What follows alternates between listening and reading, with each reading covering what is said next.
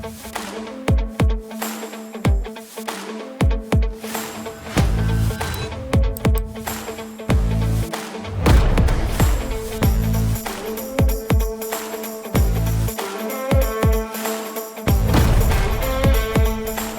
guys, welcome back to the Not Everything's Black and White podcast. I'm John, it's my buddy Rocco. Episode today is called Operation Midnight Hammer. It's gonna be dedicated to some of the stuff going on in Iran, and we're gonna discuss a plethora of different topics in that regard. So I'm gonna let Rocco start it off, kind of roll through some of the stuff we've been on. All right, so we'll just kind of go down the timeline, what's going on with the Israel and Iran and USA conflict currently. So basically how it started was Israel about, I think 13 to 14 days ago, had an operation where they took out Iran's Revolutionary Guard, the leader of the Revolutionary Guard, a few military personnel, some nuclear scientists and things of that sort. And then obviously Iran retaliated by bombing Tel Aviv and other facilities in Israel. And then Israel's going back and forth with Iran, so it was just bombs after bombs. And then of course us, the US got involved. And eventually we did. It was like kind of like, were we going to, were we not going to? You had people speculating we were, people speculating we weren't, and obviously we did, and we hit 3 nuclear sites. And then what happened then is obviously Iran and Israel were still going at it, and then Iran retaliated, but informed us that they were going to bomb the base in Qatar, so everyone was evacuated. And then Qatar, they sent the rockets to Qatar, and we intercepted all of them, and there was no damage done or anything like that. And then immediately after that, hours after that, actually, Trump basically said, the war's over, time for peace, get the ceasefire done.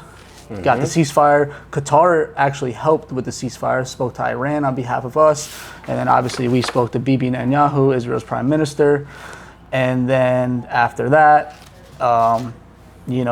Trump went to bed basically saying, stop this, we're done. And then he woke up the next morning, and Bibi Netanyahu and the Israel government, I guess, dropped bombs of the likes that Trump's words that he hasn't seen before.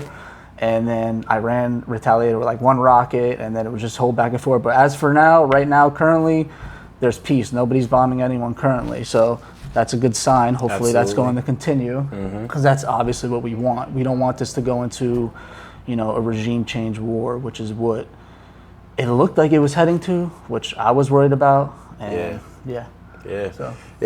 definitely. So leading up to that too, I kind of wanted to go over the operation itself. So I think it's super interesting. As we stated earlier, it was Operation Midnight Hammer. I think this is really a show of force, and me and Rocco kind of agree on one point, at least, is we voted for a mandate to no longer have wars, right? That's what we kind of want. We don't want to intervene in the Middle East for a plethora of different reasons, but that was kind of the agenda that Trump ran on. So what I fear is a splitting of the base, but specifically with this particular mission, it is a highlighted point on what the United States and Western military is capable of. So at midnight on Friday night into Saturday, it was a highly classified mission where very few government officials actually knew about it. 7 B-2 bombers traveled from Missouri, and which I think is incredible. So they traveled to Missouri on like 18-hour flight where they refueled on several times. Involved with this as well was they had a decoy operation that was essentially apples to the same setup that they had. This operation included, like I said, the 7 B-2 stealth bombers, but also they were accompanied by Black Hawk helicopters and a plethora of other different fighter jets to kind of give some suppression fire if need be, if necessary, which I was told what I think is amazing is there was no shots fired throughout no shots fired from ground to air throughout the duration of the trip, which means we essentially dispatched all of their artillery that would have been set up. Right. I think the best part of it is all of their radar systems and a good majority of the artillery that they currently have is all Russian made, which I think is super interesting. Because of the sanctions, that kind of boxes them in some regards. They were sanctioned for some while, and as we know, most of the majority of like Raytheon and some of the Boeing and those companies are all American companies. So when sanctioned, it kind of boxes them in on what they're able to obtain, which is good. Whether you feel, I'm kind of on the fence about it. As long as it doesn't lead to a bigger conflict, I think that America is, over the years, we've done a lot of things that we shouldn't have. So sure. I look at it from that lens, knowing that we kind of have to be offensive a lot of times because, I mean, there is a lot of people out there that would like to see us go down. So I understand in that regard, just hope that it doesn't bleed into a bigger issue. So yeah, and I'll touch on that right now. So when this initially happened, when I saw Israel did what they did and Iran retaliate and stuff like that, I was definitely unsettled for sure, because to me, this is kind of how these regime change wars have started in the past. It felt like deja vu, honestly. You know, when you look back and you see how we've been involved in the Middle East basically for like 25 years now, and it kind of happened the same way. So Bibi Netanyahu in the past has came and said Iran was making a nuke. Iran was making a nuke for 33 years now. He said this. And he's always said they're close, they're close, they're close. Now, that may be the case. That may be the case. But was he lying all those other times, or was he wrong? That's what you should ask yourself. Mm-hmm. So I'm just skeptical about if they were that close to making a nuke, and who we're getting this intel from. And I think, I saw a lot of backlash for people like Tucker Carlson, Dave Smith, and people of that sort that got a lot of backlash. I actually love it. I think dissent is great in these situations, because you shouldn't agree with everything that's going on with any president, first and foremost, because then you're just in a cult. And I'm not like that. John's not like that. And also, it was a good thing, I feel like, because it showed where our principles are with this whole Make America Great Again movement, with the America First movement. We voted for no wars. We want no wars. Now, if this is a success, the mission was a success.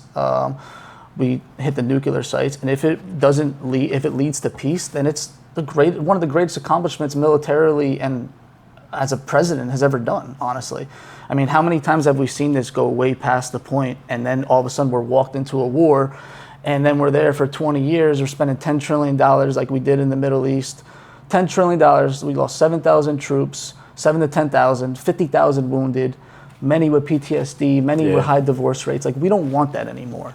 So I'm hoping this is, like Trump said, this is a time for peace, and we move forward, and it doesn't turn into that regime change war. Yeah, no, definitely. Yeah, I mean, I think that's a big part of it, is everybody's still kind of shaken up about what happened post 9/11, right? Yes. And then in hindsight, the cat's out of the bag on both sides. Really, we've all agreed. I mean, even at the federal level, even politicians, it's interesting to hear them come out in the last couple of years. Everybody kind of alludes to the fact that it was a ruse. So we were led into that war, and it destabilized the area. And a big part of it is, a lot of times when people don't realize, I think we lost that war, right? If we're looking at it as a war in its totality, because what it really did is it kind of galvanized the support for terroristic organizations, right? And it funneled in a whole new wave of hyper extremists to some regard, right? Definitely. And the war itself to them is provocation.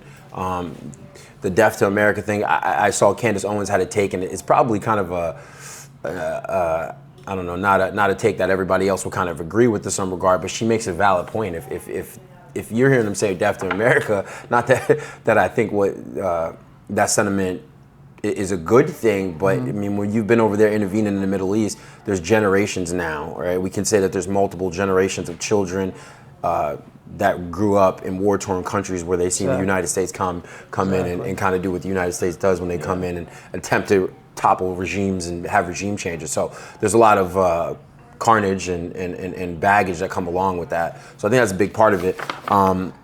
I think another thing that I kind of want to go over too is kind of how we got to this point. I think history is I said it before, but it doesn't repeat itself, but it rhymes. And I think it's interesting we got to this point, in my opinion, based off of some of the decisions that Obama made. So back in 2016, Obama, on his way out of office, what I think is interesting, gave Iran $1.7 billion. These funds derived from a prior deal that was established in 1979, which I think is interesting, because his hand wasn't forced in any way, and it wasn't a deal that he necessarily had to make right on, but decided to do that, which obviously that money is traceable, so it's been found out post that situation that a lot of that money kind of transitioned back and ended up with the Houthis and some of these extremist groups that are kind of popping up throughout that region. So I think that's super interesting, and I want Rocco to kind of go into a little more depth in that.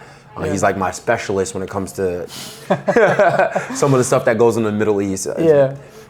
So, basically Obama, not just Obama, Bush, basically when we got in 2003, we got in, like you said, on a lie. It was a ruse.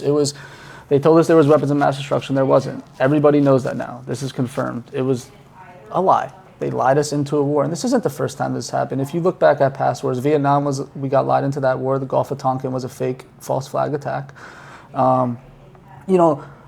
That's another thing why I was a little skeptical when all this was going on, and because Tulsi Gabbard, head of the Department of National Intelligence, Trump's head of the Department of National Intelligence, said just 2 months ago that Iran was not building a nuke, that they did not have the capability to do it. And then all of a sudden, Israel attacks. And listen, me saying this, I just want to say this too. Me saying this, I'm not taking Iran's side over Israel or one or the other. I'm not pro-Israel. I'm not pro-Iran. I'm pro-America, period. We shouldn't be involved. Yeah, exactly. That's my stance on it. We shouldn't get involved in. We shouldn't get involved in conflicts that don't concern us. Okay, especially a long-standing religious war. Right. I look at it as a religious war. Exactly. That's exactly what it is. It's a war of ideology. Yeah. So when you look at it, and then all of a sudden there's new intel that they were building nukes and they were close to it. Now, as an American, we fell for this whole intel told us, like the intel agency told us this. I mean, you had the intel agency just tell us Hunter Biden's 53 intel agents just said Hunter Biden's laptop was Russian disinformation. I just can't take their word for it. You should be able to show us proof. Where were the nukes? How close were they being made? We deserve that as Americans because we've been lied to over and over by our intel agencies, lied into wars.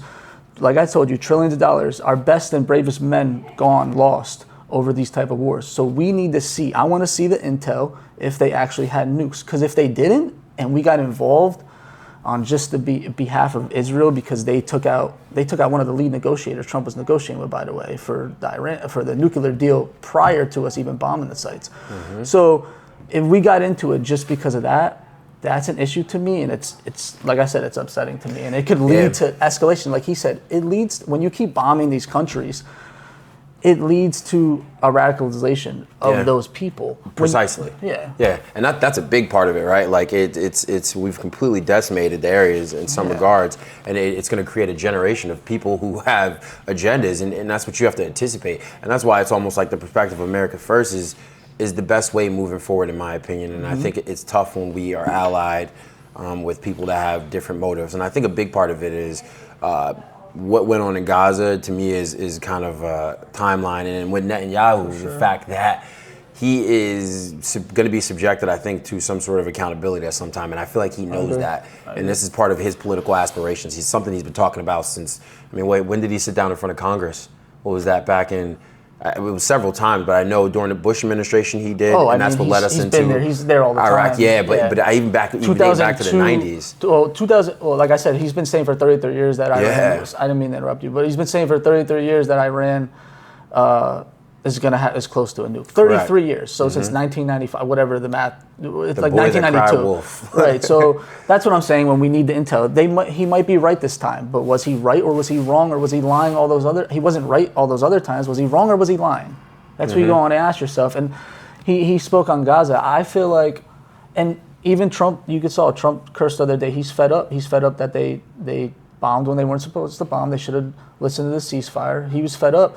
And I think what it is, he feels like he's getting his chain pulled by them a little bit, and he put his neck on the line by bombing those nuclear sites because Israel does not have the capability to do it. Okay, they needed us. So they started something, and while knowing they couldn't get the job done, they needed us to fill in to do that. So Trump did it, got out, gets the peace done now, and then you still want to continue to bomb. It's not okay. And that's like he said, that's how regime war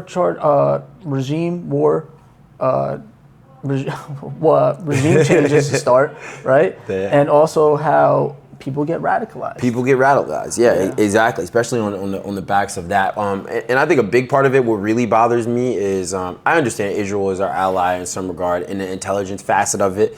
And I get it. It's like a relationship when you're in with somebody, when you're in with the ex, or right, or like it's cheaper to keep her kind of situation. Is we're so ingrained in that regard.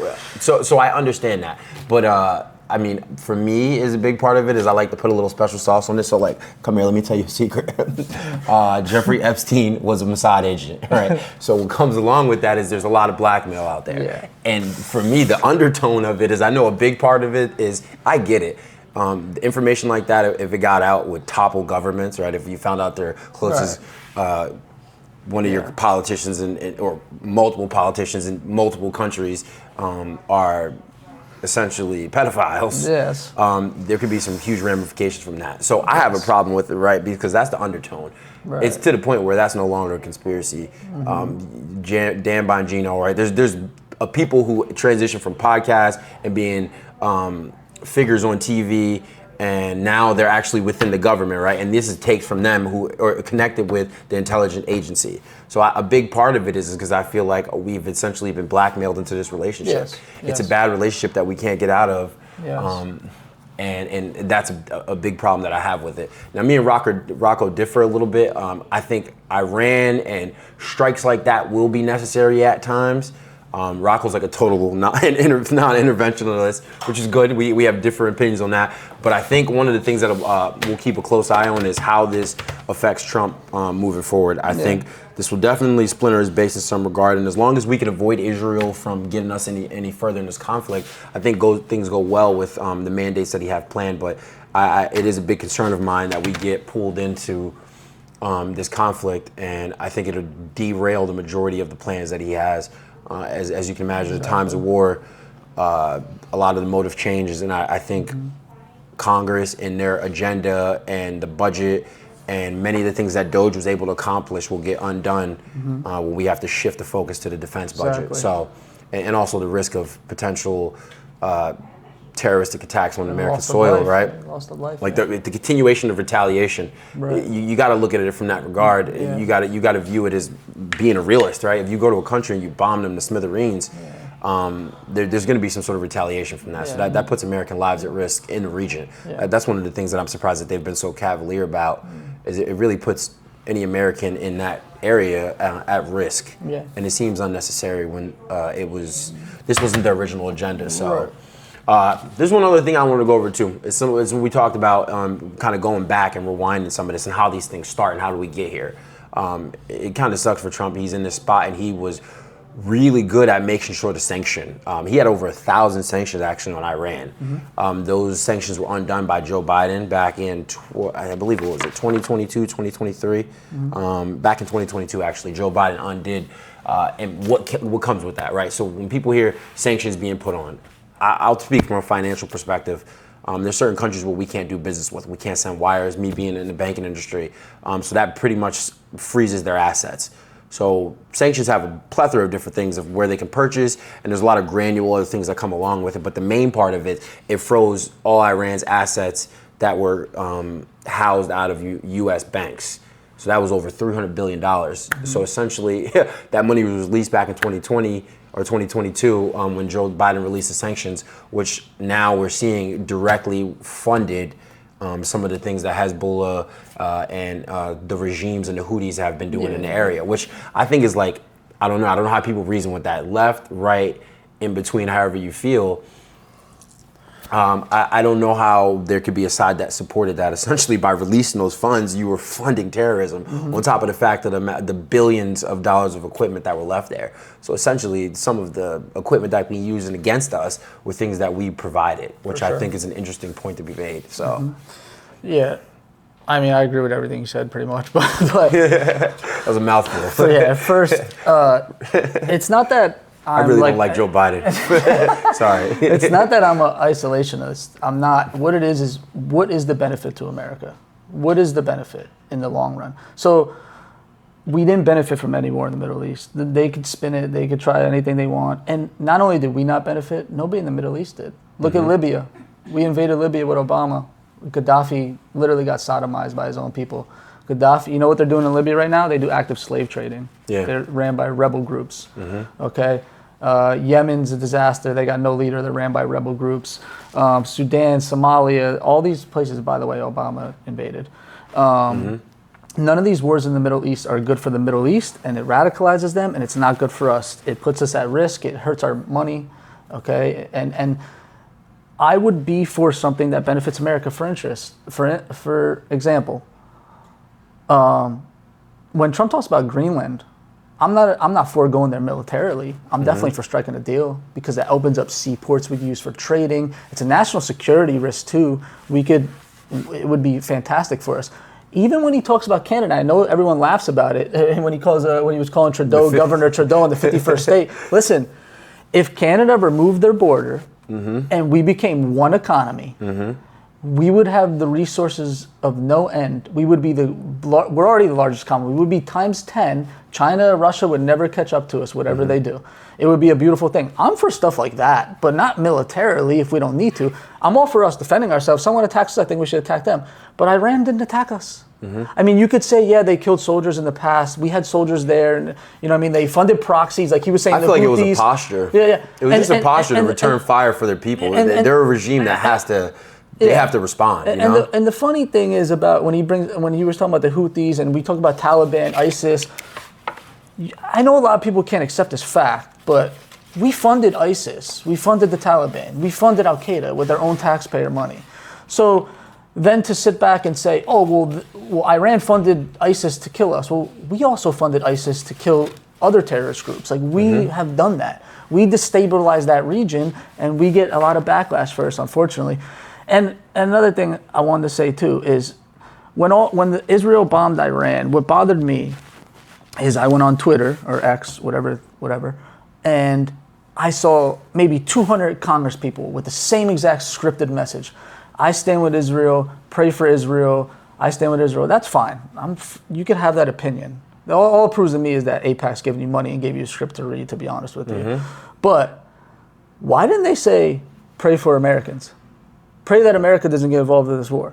That's America first. That's pro-America. Why are you saying pray for?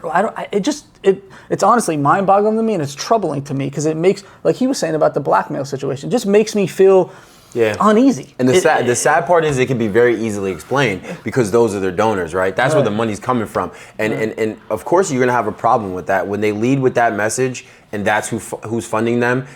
You'd have to take a quick pause and kind of be a realist, right? And realize where they're going to put their attention to. If somebody leads with that, and on record you can see that that's who's funding their campaigns, that's who's funding their lifestyle, every American should have a problem with that. And that's the problem I have, is that the motives are sinister to me, right? To take money to go on TV to promote war, and the news are all bad. This is the times when you'll see that the left-wing media and the right-wing media are two flocks of the same bird. It gives you a snapshot. Fox is kind of amazing to me right now. Their propaganda level when it comes to pushing forward the war, they're outdoing CNN. They're up there. So it's another interesting thing to be kind of examined. Is be wary of people who it kind of goes with the Maha, and it'll be kind of a really popular topic on a lot of things we talk about, is to follow the money, and this situation is kind of the same.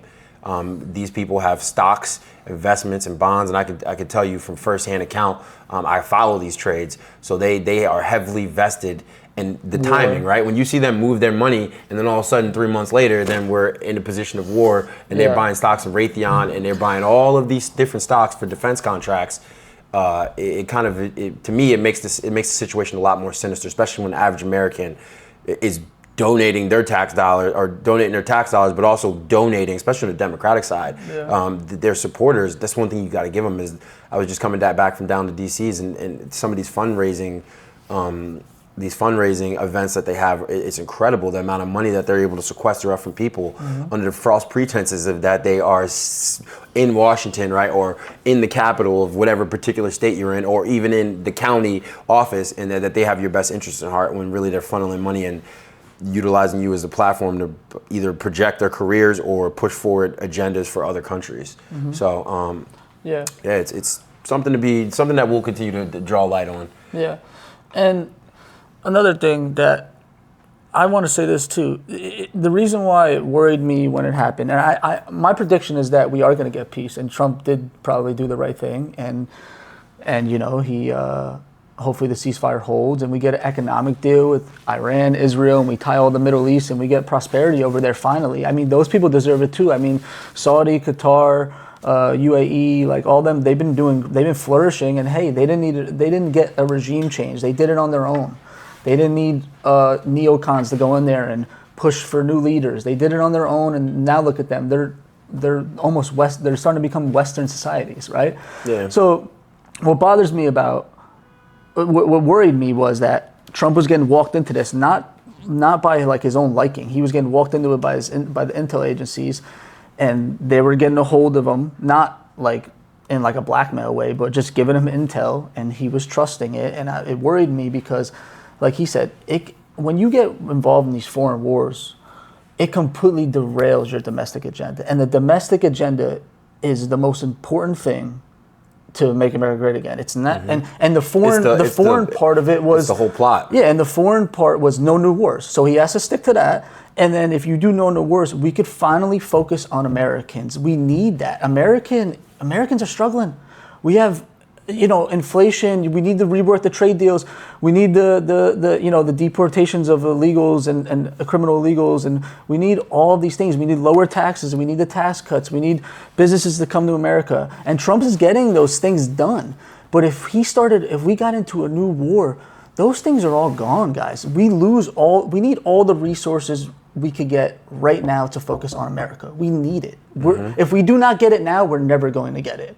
So. If that got taken away by a foreign war at the end of the day, it doesn't benefit us. At all. So if that got taken away from us, we lose. Like we'd be too far gone at that point. And I'm not saying like, oh my God, the empire's falling, but I'm sorry, that's what it would look like if we got involved in another foreign war. That's why I'm so against it. Exactly. This current war. For me, this topic is kind of it runs hand in hand with the Maha topic because. On the right side, I think I don't know. I think that the base, and maybe I'm just going off of some of the more prominent figures in the party, like Tucker Carlson and Bannon, and some of the people that were close to Trump over the course of the last couple of years, and very loyal to him as well, as I should state. But I think that the majority of them realize that, or even people that do political analysis on the right, realize that it's going to derail it, whether you support it or not, whether you support Israel or not. However you feel about how we should conduct ourselves moving forward with the war, you have to allude to the fact that it's going to greatly take away from the agenda. And then if you're on the left, right, it always confuses me because it's the side of peace and inclusivity. It just is kind of tough for me to understand. I mean, you don't think that we could have guns for personal protection, right? And you're against anti-gun, but then you can't be then. What do you think war is, right? It's the ultimate version of violence. So I have a problem with that, and this is just a big kind of follow-up to Ukraine. I think this is the same way I felt about that. You supporting the Ukraine war, you're really just supporting Ukrainian men from the ages of, I should say boys, right? It got to the point where Ukraine was so down in the dumps that they were kidnapping kids. They were kidnapping people off the streets, right? Like it blew my mind to watch those videos. They have no men left, and nobody is willing to stand up to that challenge of an unwinnable war, right? So you're essentially destroying a generation, and if you stand for the war, then you basically stand for the destruction of men 18 and 30, right? That's the bulk of the people that are. So I just. Something to sit and think about and process.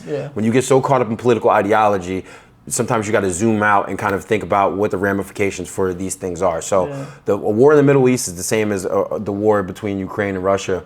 There really will be no way for it to be the definitive winner, and all it will lead to is more bloodshed, and constant none conflict. Of it will be beneficial for anybody involved. The Middle East, especially with the Gaddafi situation, is the one to think about. Is not that I agree with all the things that he was doing, but he was making a better life for his people. Gaddafi, and you should do some research, was actually prior to being assassinated by Hillary Clinton, essentially, was, did you ever see review the video of Hillary Clinton when she got the call to Gaddafi? Everybody's got to do that. If you're watching this, take a moment. Literally. And watch Hillary Clinton when her aide connects her on the phone with somebody super important, right? Black operations, when they told her that Gaddafi was out of there. But what Gaddafi was doing at the time was trying to create his own currency And it's like how BRICS is operating now. Essentially, he was trying to do that to get off the U.S. dollar so he couldn't be subjected to sanctions. Right. Also, what he was doing was socializing all the programs in his country to kind of make a better life for his people. Not that I agree with socialism, but for the area that he was at and the way he was able to make it work. Right. Yeah, like here it doesn't work, but in a place like that,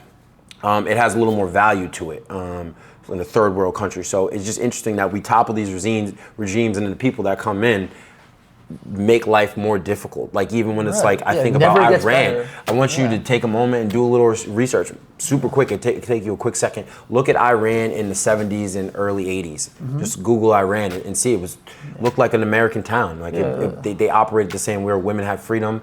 So many years of intervening leads to these extremist groups, and when you completely topple the governments and you don't build the infrastructure back or give them opportunity and you sanction them to death, it's only going to bring out the worst of the worst. Yeah, I mean, it's like anything else. I think Iran was a very secular place. They had I believe it or not, we kind of went in there in like 52 and overthrew their government and put in the Shah, and us and the MI6, CIA and MI6, Britain, basically put in the Shah until 79, then he got, I believe that's when the stuff happened at the Olympics under Jimmy Carter and people got kidnapped. Yep. So like you said, it radicalized people. And like you said, and like I stated before, nothing got better in the Middle East by overthrowing any of these regimes. So why would we think all of a sudden, when you see these are the people that you should be upset with. You shouldn't be upset with people that were showing some dissent and some skepticism and were worried.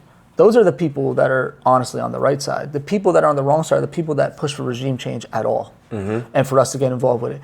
If the people of Iran, if the population of Iran wants regime change, they could uprise and do it on their own. We should not be involved. Correct. It does not benefit us. Now, if they do it on their own, that's fine. That's great. Good for them. I'm glad they did it. But we do not have to get involved. That's my point. Like I said, it will completely derail the Maha movement, the taxes, the immigration situation, the trade deals, all that. Trump wants to make trade deals with everyone, by the way. He even wants Iran to get in. He wants to be able to lift sanctions off Iran for them not to have a nuke, and that was Trump's conundrum too with the nuke. So it was like 80-20 issue, right, for Iran not to have a nuke if you did polling. But then also 80-20 issue for us not to go to war with Iran. So it was like, what was his thing? So he took the 80-20 issue and he tried to take out their nuke sites, right? And they're saying it was annihilated. We don't know that yet, but I'm sure, well, hopefully we get intel on that as well. But yeah, I mean, that's for me, like one of the things that now that this is the operation that just happened is kind of blowing my mind. And it kind of illuminates and puts some light on the fact that there really is no need for us to, if it goes that far and if it ever goes there, we have the capabilities to dispatch anybody anytime. Right. So I don't think it's even a need to posture up. At this point in modern time, I just can't for the life of me understand how the United States gets continuously involved in these scenarios. Right. Also, a thing to keep in mind, and it's something that I've kind of reflected on, by us operating in that last mission that we just completed and how precise and the way that they were able to preserve from there being casualties lets me know that how Israel's operating in Gaza. That's a great point. It's something to consider.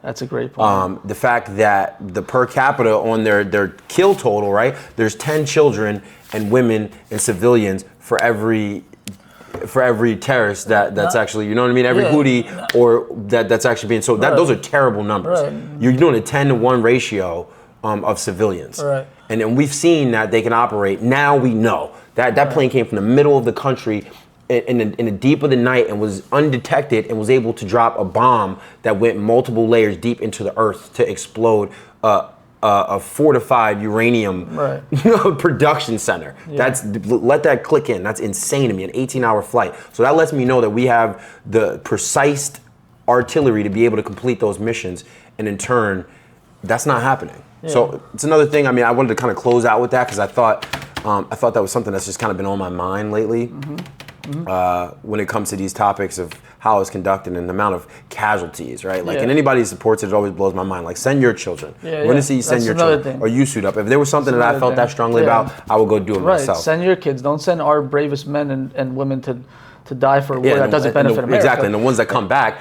you know what I mean? How many of them come back the same way? Right. No, you talked about Israel to Gaza. You don't even got to compare it to us. Compare it to Israel, what Israel just did to Iran in the first strikes where they took out the Revolutionary Guard, military personnel, nuclear scientists, they were piercing through walls. So they could take out people singular if they wanted to. So why aren't they doing that in Gaza? Ask yourself that. You know what I mean? So like they can specify targets, and like we don't get a view like from viewership. Like with this new administration, the one thing I like is they have been more transparent than in the past. Trump, for whatever reason, the part that people don't like about him is kind of the part that I like, is where he just can't keep it in. So we got an in-depth look with high crazy. Yeah, shit. did you ever see the animated version of the bomb and showing that the stages is what it exploded? Yeah, you never Insane. see shit like that. So that level lets me know that our capabilities are far beyond anybody else. So why are we still operating in this fashion? Why are the things going on in Gaza the way they are? If we are going to make a determination, or if there's weapons of mass destruction or some sort of threat, moving forward, it needs to operate. To be honest, it's one thing we'll give Obama credit for. I don't agree with everything he does, but Obama was willing to drop a strike, dispatch the issue, and move forward. Now, don't get me wrong. There was. I wanted to touch on that. Yeah. I wanted to touch on that because I've seen this all over social media, and it just disturbs me actually. How people are like, "Oh, Trump dropped bombs on nuclear sites. He started a war without congressional approval." First of all, he didn't hit any civilians, any Iranian military people. He just took out nuclear sites. That's number one. So that's a great feat. Okay, that's a great military operation. Precise strike. Yes, exactly. Number two, I see people say that about, like you said, he needed congressional approval. Guys, Obama dropped 100,000 bombs. 100,000. He dropped 3 a day. 3 a day. Okay, and he was taking out wedding parties and 16-year-old kids and tons of civilians. Like, do your research for real. Don't tell me that Trump did all this bad stuff by taking out nuclear sites when you were sleeping and didn't say nothing about Obama when he was bombing wedding parties. Look it up. He bombed an entire wedding party. Okay, so I don't want to hear that, and it just shows you how biased the media is and how much people have been like propagandized to think that that Trump's the bad one by taking out military sites, but the guy that droned and killed the most people and dropped the most bombs is the peaceful guy. He won a Nobel Peace Prize. Wait, Obama. It just dawned upon me that is Obama the GOAT? Dropped the most bombs and the most deportation? Man. The pro-war. If his wife wasn't a man, I would say he would be one of the boys, but that's a topic for next week. I think we're gonna put a pin in it there. Let's wrap it up before it goes too far. So we say no to war, so you know where we stand. Yeah, for sure. Till next time. Yep. Bam. There you go.